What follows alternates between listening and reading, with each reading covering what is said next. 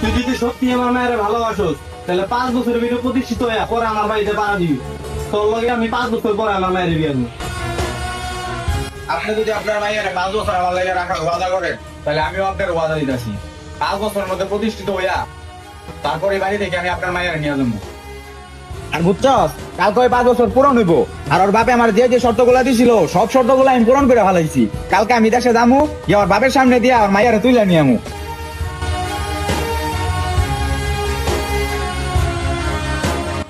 যাচ্ছি না সেটা লাগাই দিই।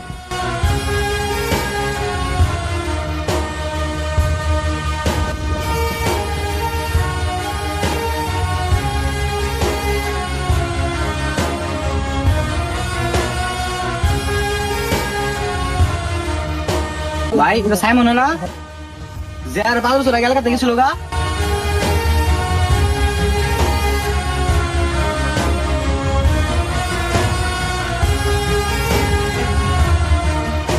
কিরে বন্ধু তুই এতদিন কই আসিলি? 5 বছর ধরে তোর কোনো খোঁজ খবরই নাই।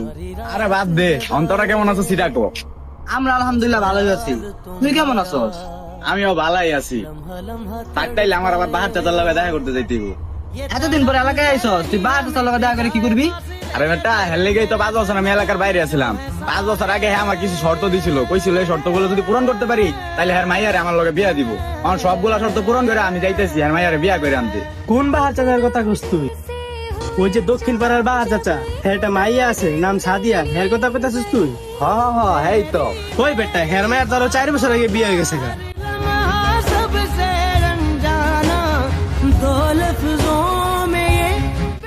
ওই বেটা হের মায়ের ধরো 4 বছর আগে বিয়ে হয়ে গেছে গা।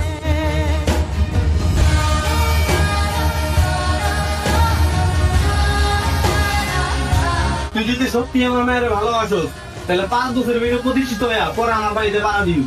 তোর লগে আমি 5 বছর পরে আমার মায়ের বিয়ে দেবো। হের মায়ের ধরো 4 বছর আগে বিয়ে হয়ে গেছে। ধরো 4 বছর আগে বিয়ে হয়ে গেছে। ধরো 4 বছর আগে বিয়ে হয়ে গেছে গা। अगर कभी मेरी यादों से तेरी आजादी हो जाए